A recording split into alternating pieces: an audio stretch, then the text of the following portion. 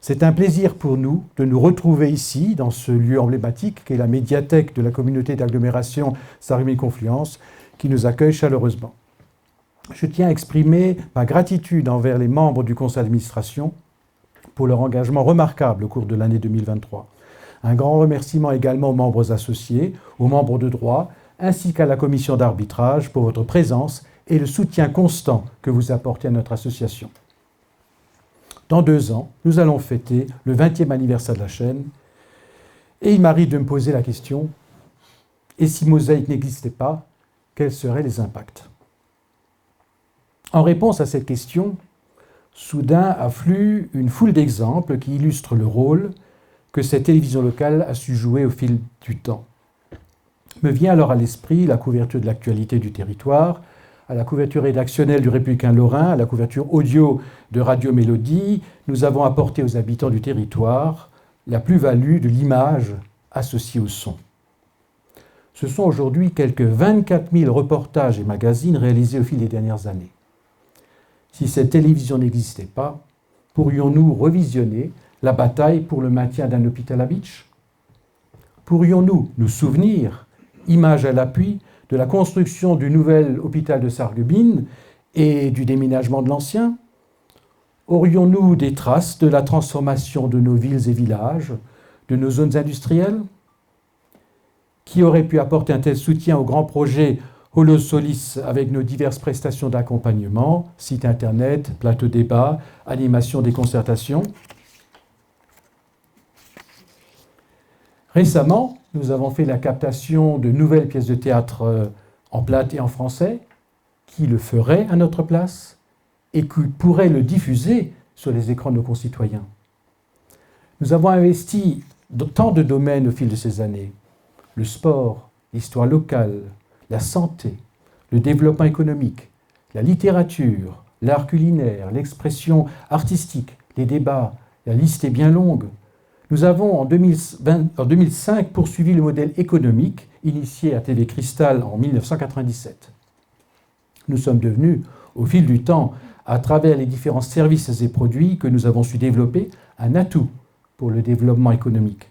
Nous avons généré, durant toutes ces années, un chiffre d'affaires de 7,5 millions d'euros. C'est absolument remarquable. Depuis bientôt 15 ans, nous sommes missionnés par Continental pour les assister dans leur communication interne et externe. Nous avons aujourd'hui à notre actif une quarantaine de sites internet réalisés pour les petites, moyennes et grandes entreprises, ainsi que pour les collectivités. Dans les semaines qui viennent, nos équipes seront à pied d'œuvre pour assister le Crédit Mutuel dans leurs assemblées générales, et de Fare-Ebersviller à Puttelange, en passant par Sarreguemines, Bitche et Volminster, nous serons présents dans 11 salles cette année. Les effets de la période Covid n'ont pas disparu. Voilà que l'inflation s'installe. Il devient plus difficile aujourd'hui de vendre des produits de communication. Évidemment, nous restons mobilisés et prêts à offrir nos services dans des secteurs encore inexploités de notre territoire. En réalisant les objectifs cadres de notre chaîne de télévision, il apparaît clairement que nous sommes totalement en phase avec les attentes de nos financeurs. Alors, pendant ces 18 années, avons-nous contribué à valoriser notre territoire? Sommes-nous devenus une plus-value pour le territoire? Pour ma part, et je pense que les membres du conseil d'administration sont d'accord avec moi, nous avons réussi à installer cette chaîne locale sur le territoire, à lui donner un sens, à lui donner une utilité, à lui donner une utilité publique. Alors pour la 2e année consécutive, notre bilan est déficitaire. Et il le restera sans doute les années suivantes si rien n'est fait. Nos recettes en stagnation, une inflation durable et une subvention non revalorisée sont les principaux facteurs de ce déficit. Concernant les ressorts propres, nous mettons tout en œuvre pour les maintenir, voire les faire progresser. Sur l'inflation, nous pouvons agir.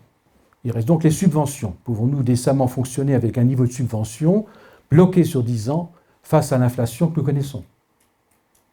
En 2023, Mosaïque Cristal a été confronté à une seconde vague de départs de salariés.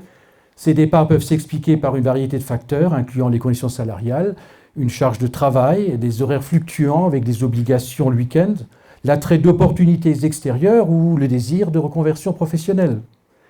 Face à cette situation, nous nous interrogeons activement sur ces différents points et veillerons à adapter l'environnement de travail aux défis du moment.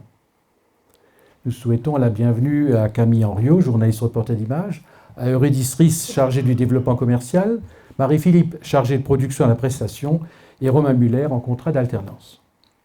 Sont partis vers d'autres horizons en 2023, d'autres horizons professionnels, Morane Grandcola, Margot Dimpre et Félicia Dupuis.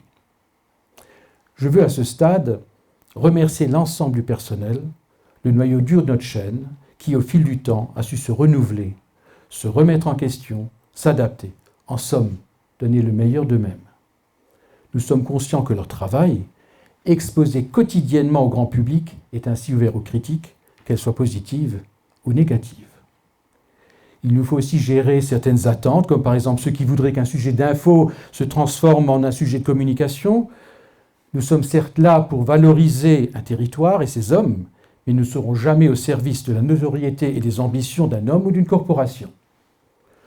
Pour nos journalistes, cela requiert une approche nuancée, car les frontières sont souvent ténues. Personnellement, je fais confiance à l'équipe. Elle mérite notre reconnaissance pour le travail accompli. Mais nous devons convenir que les réductions des effectifs, les subventions non revalorisées, les recettes stagnantes et les bilans négatifs peuvent éveiller des doutes et des inquiétudes au sein de l'équipe. Je voudrais profiter de cet AG pour les rassurer. De notre côté, avec le conseil d'administration et le directeur, nous mettons tout en œuvre pour que notre chaîne garde un niveau de ressources humaines et d'équipement permettant d'assurer une programmation de qualité et de bonnes conditions de travail. Nous avons déjà été reçus 2 fois par le président de la CASC et il a été sensible à notre situation et il nous reste à mener la même démarche auprès de la CCPB. Et pour clore ce rapport moral, notre devise ce soir sera « Accrochons notre char aux étoiles et gardons le cap de l'optimisme et de l'enthousiasme ». Je vous remercie de votre attention.